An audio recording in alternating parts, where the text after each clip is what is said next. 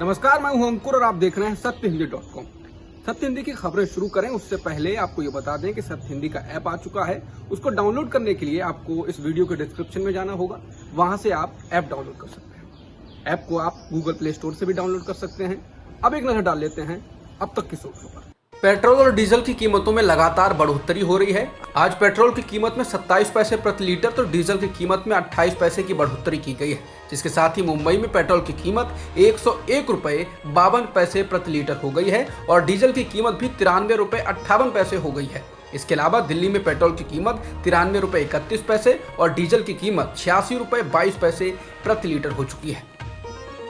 भारत में पिछले एक दिन में 1,06,36 कोरोना संक्रमण के मामले दर्ज किए गए हैं और 2,427 लोगों की मौत हुई है। इसके साथ ही देश में कुल मृतकों की संख्या 3,49,000 के पार हो गई है और सक्रिय मामले 14 लाख से कुछ अधिक हैं।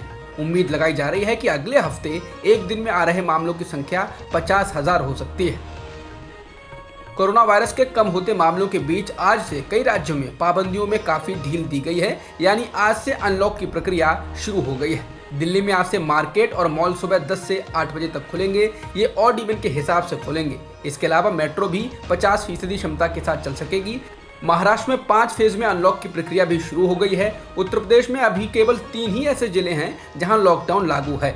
बाकी जिलों में बड़े स्तर पर छूट दी गई है। जिन जिलों में 600 से कम एक्टिव केस हैं वहां से पाबंदियां हटाई जा रही हैं। जिन इलाकों में छूट दी जा रही है वहां पर सोमवार से शुक्रवार दुकानें, बाजार सुबह 7 बजे से शाम के 7 बजे तक खुल सकेंगे।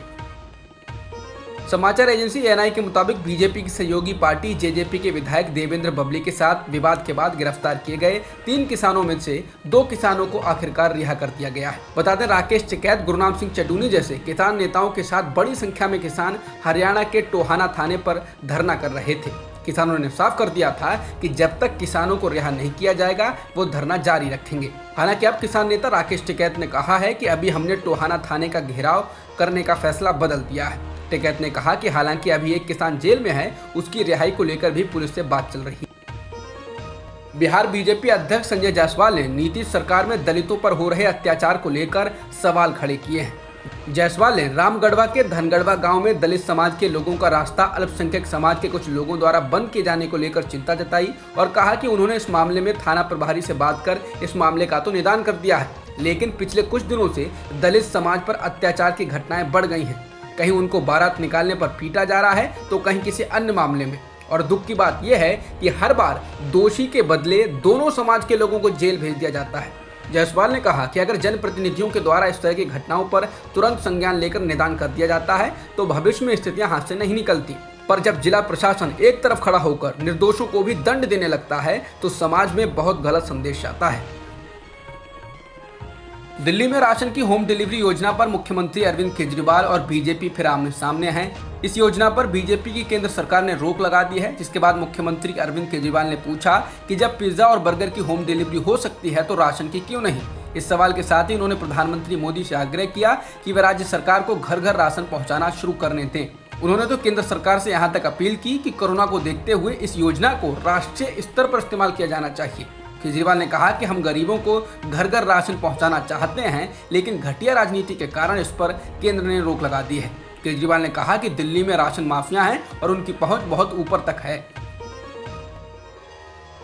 भारत बायोटेक का कोवैक्सीन टीका बच्चों के लिए सुरक्षित और प्रभावी है या नहीं, इसके लिए एम्स पटना में 12 से 18 साल के बच्चों पर ट्रायल शुरू हो चुका है।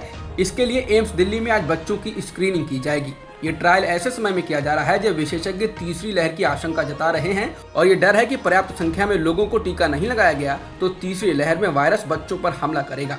भारत में अब तक बच्चों के लिए किसी भी वैक्सीन को मंजूरी नहीं मिली है, जबकि अमेरिका और कनाडा में फाइजर की वैक्सीन के 12 से 18 साल के बच्चों पर आपात इस्तेमाल को मंजूरी मिल चुकी है। चीन ने तो 3 से 17 साल के बीच के बच्चों के लिए भी अपनी वैक्सीन लगाने को मंजूरी दे दी है।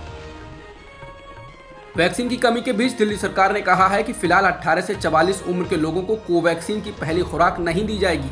इसने कहा कि जिन्होंने पहली खुराक ले ली है और दूसरी खुराक का समय पूरा हो गया है उन्हें ही ये दी जाएगी। दिल्ली सरकार का ये फैसला तब आया है जब कोवैक्सीन की बेहद कमी है। सरकार का कहना है कि उसके पास कोवैक्सीन का स्टॉक खत्म हो गया है। खबरें तो ऐसी आ रही हैं कि वैक्सीन की कमी के बीच दिल्ली से लोग 100 से 200 किलोमीटर दूर जाकर टीके लगवा रहे हैं। दिल्ली में सत्ताधारी पार्टी आप विधायक आतिशी ने भी ये बात स्वीकार की है। पाकिस्तान के सिंध प्रांत में बड़ा ट्रेन हादसा हो गया है। यहाँ सर सैयद एक्सप्रेस और मिल्लत एक्सप्रेस में टक्कर होने के कारण कम से कम 30 लोगों की मौत हुई है और 50 से अधिक यात्री घायल हुए हैं।